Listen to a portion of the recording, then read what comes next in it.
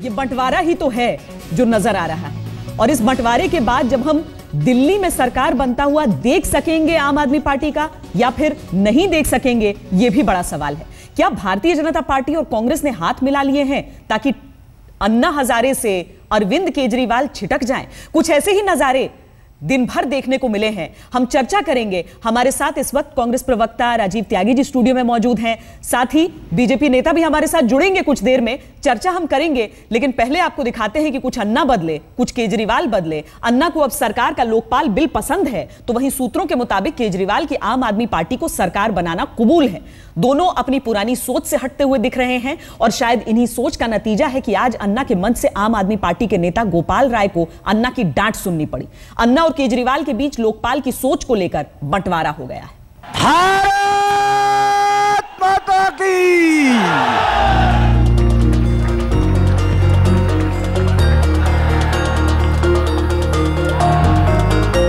वक्त बदला, लोकपाल बदला और अन्ना भी बदल गए। जिस जन लोकपाल के नाम पर अन्ना और केजरीवाल ने अलग अलग रास्ते चुने थे, उस मुद्दे पर ही अब दोनों दो फाड़ हो चुके हैं। आम आदमी पार्टी चीखती रह गई कि अन्ना के जन लोकपाल का एक भी शब्द ना बदला जाए, अन्ना के जन लोकपाल को जोगपाल ना बनाया जाए। लूला लंगड़ा लोकपाल बिल और जन Lokpal bill, that is a big question mark, because you can call any Lokpal bill. Lokpal bill तो आप किसी को भी बना दीजिए, सीबीआई भी बनाई रखी है, इन्होंने अपने कंट्रोल में रख रखी है, तो लोकपाल बिल कहने को लोकपाल बना देंगे। लेकिन अन्ना इतने बड़े योद्धा हैं कि तुम सबकी बेईमानियां 40 साल से देख रहे हैं। इसलिए अगर एक भी लाइन मैं इस देश की पूरी राजनीतिक क्लास को, जिसमें मैं भी सम्मिलित हूं, उसको चेतावनी देना चाहता हूं कि अगर अन्ना हजारे जी के रामलीला मैदान में रखे गए मसौदे से एक भी लाइन इधर उधर करके तुमने कुछ भी पास किया, तो इस देश की जनता उसे और तुम्हें दोनों को कूड़ेदान में फेंक देगी आने वाले सारे समय। लेकिन तब हम असहाय थे, आज आपके दम पर हम ये दावा करने वाले हैं, अन्ना और सब छोड़ दो, तुम्हारा जन लोकपाल दिल्ली में आने वाला है, तुम्हारा जन लोकपाल पूरे देश में आने वाला है, और आम आदमी पार्टी के सिपाही तुम्हारे सपने को साकार करने के लिए हर गली कूचे में जाने के लिए तैयार है। अब वही लोकपाल जिसे केजरीवाल जोगपाल कह रहे हैं, वो अब अन्ना को कबूल है। अन्ना के साथियों ने उसी लोकपाल के लिए बीजेपी और कांग्रेस की तारीफ शुरू कर दी है। ये सिलेक्ट कमेटी के चेयरपर्सन है कांग्रेसमैन मिस्टर चतुर्वेदी, इसके मेंबर्स हैं बीजेपी के, और इसमें अरुण जेटली साहब भी थे, और भी सारी पार्टियों के मेंबर्स हैं। इन्होंने यूनानिमसली बहुत करेक्ट बातें इंक्लूड की है लोकपाल बिल में, यूनानिमसली। और अब जो और ये इसमें सारी पार्टीज हैं, ठीक है। और इन्होंने क्या किया है, कानून को जो लोकसभा ने पास किया था लोकपाल बिल को, उसको बहुत सुधारा। कहावत है, वक्त बड़ा बलशाली है, ये हर जख्म भर देता है। शायद अब अन्ना के जख्म भर चले हैं, इसलिए उन्हें अपने जन लोकपाल में हुए बदलाव पर कोई आपत्ति नहीं है। लेकिन बड़ा सवाल ये है कि क्या अब आम आदमी पार्टी अन्ना समर्थन वाले इस लोकपाल का विरोध करेगी? क्या वो अन्ना के खिलाफ जाएगी? आज तक ब्यूरो। संकेत तो कम से कम ऐसे लगने ही लगे हैं कि वो अन्ना के खिलाफ जा रहे हैं। जिस तरह की बातें की गई हैं, कहा गया है कि इस लोकपाल बिल में वो बात ही नहीं है।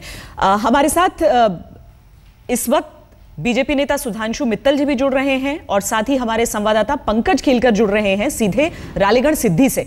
रालीगढ़ सिद्धि का पहले हम हाल ले लेते हैं पंकज। हालांकि जिस तरीके से गोपाल राय को वहां से जाने के लिए कहा गया था, उसके बाद लग रहा था कि वो निकलेंगे वहां से, लेकिन इस तरह की घोषणा भी कर दी गई कि हम चाहते हैं कि गोपाल राय लौट आए। कोई आम आदमी पार्टी का नेता बचा है वहां पर या सब वहां से हट लिए हैं?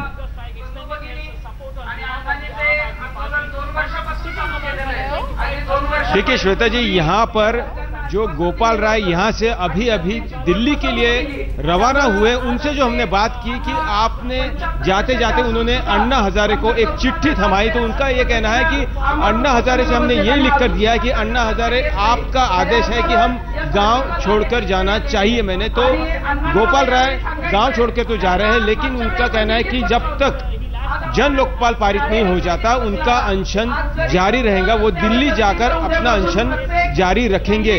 उन्होंने दुख इसी बात का जताया, उन्होंने आरोप ये लगाया है कि इस मंच पर मोदी के चमचे बैठे हैं और उन्होंने जो आरोप प्रत्यारोप की लड़ाई यहाँ पर शुरू की है उसके लिए वो ज्यादा दुखी हुए हैं। अन्ना ने जो भी उन्हें कहा है उससे वो बिल्कुल कहीं पर भी उन्हें ना दुख हुआ है। अन्ना उनके पिता समान है और इसीलिए वो यहाँ से जा रहे हैं। पंकज, चलिए हम आपसे और जानकारी लेंगे, लेकिन पहले हम दिखा देते हैं कि दरअसल गोपाल राय से किस अंदाज में अन्ना उन पर भड़के थे, क्या हुआ था, वीके सिंह क्या कह रहे थे जिस पर गोपाल राय अचानक सामने से बैठे कुछ बोलने लगे और उसके बाद अन्ना ने कहा शांत हो जाओ नहीं तो गांव छोड़कर जाओ।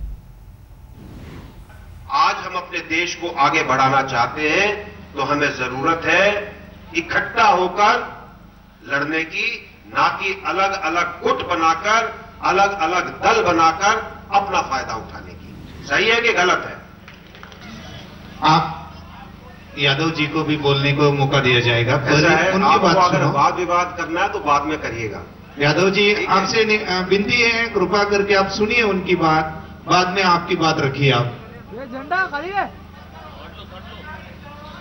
झंडा। यादव जी आपको मौका दिया जाएगा, आपको मौका दिया जाएगा, पहले इनकी बात होने दो। गोपाल राय जी आपको सुनिए थोड़ा उनकी बात सुनिए। अगर मेरे किसी कहने से बुरा लग रहा है तो उसको मेरे से बाद में बात करिए, ठीक है?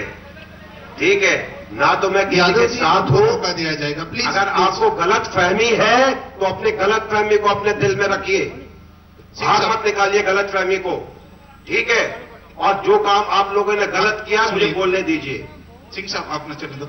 यादव साहब थोड़ी देर के लिए आपको मौका दिया जाएगा बोलने के लिए, रुकिए थोड़ा। देखिए जो कुछ आप देख रहे हैं मजाक हो रहा है। गोपाल राय जी आप बैठिए। अरे आप बैठिए ना, अन्ना जी बात कर रहे हैं, आप बैठिए, कृपा करके बैठिए। आपको मैं कल मना किया था कि अनशन नहीं करना, लोग कह रहे कि उनका खत्म होने के बाद आप बात करना, तो आप बीच में क्यों बोल रहे हैं? अगर आपको हल्ला गुल्ला करना तो उधर जाओ ना, गांव के बाहर जाओ, इधर नहीं बैठना। ये सिस्टम नहीं है, बीच में सभा भाषण के बीच में बोलना ठीक नहीं है।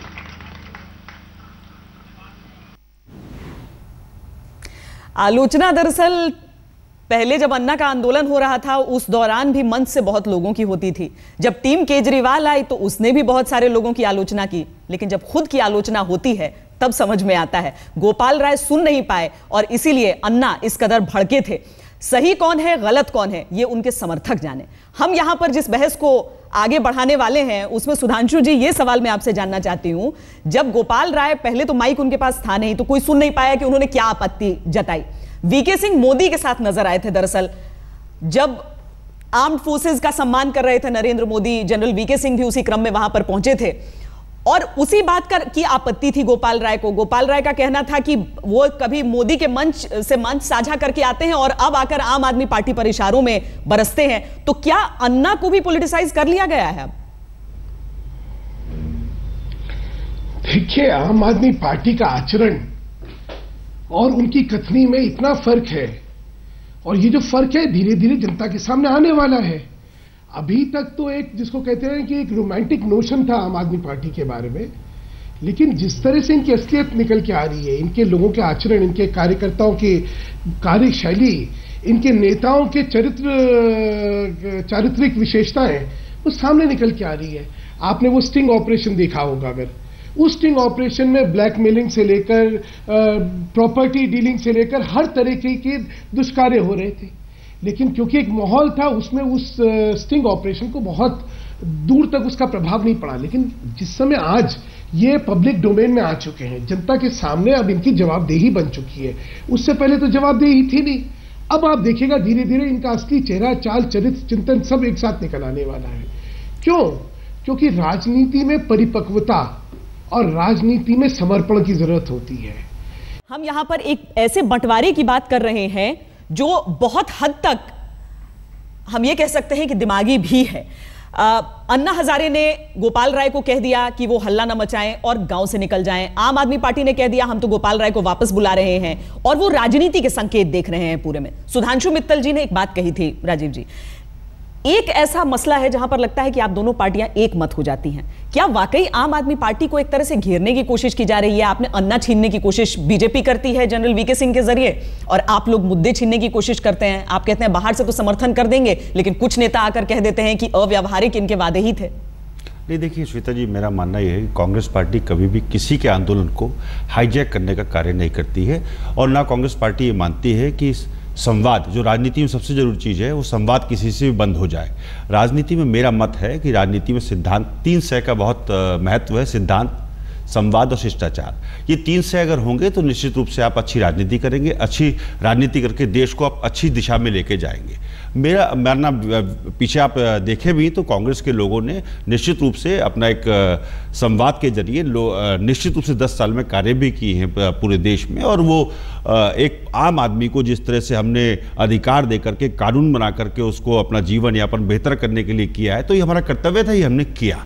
लेकिन रही बात अन्ना जी की और केजरीवाल जी की, तो मैं ये कहना चाहूँगा कि एक केजरीवाल जी निश्चित रूप से अपना एक आंदोलन कर रहे हैं, और जिस तरह दिल्ली में उनको समर्थन मिला है तो निश्चित रूप से उनको जनमत का समर्थन भी है दिल्ली। ये सिर्फ उनके आंदोलन का नतीजा था या अन्ना के आंदोलन का? देखिए, अच्छा देखिए, बीज तो अन्ना ने बोया, इसमें कहीं कोई दुराई नहीं, और स्वीकार करना चाहिए हम लोग को, और अरविंद केजरीवाल जी को स्वीकार करना चाहिए।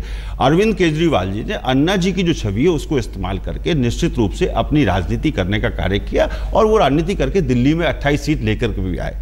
लेकिन मेरा मानना है कि एक अंग्रेजी में कहावत है, a civil question deserves a civil answer. एक स्पेसिफिक क्वेश्चन को स्पेसिफिक आंसर से दिया जा सकता है।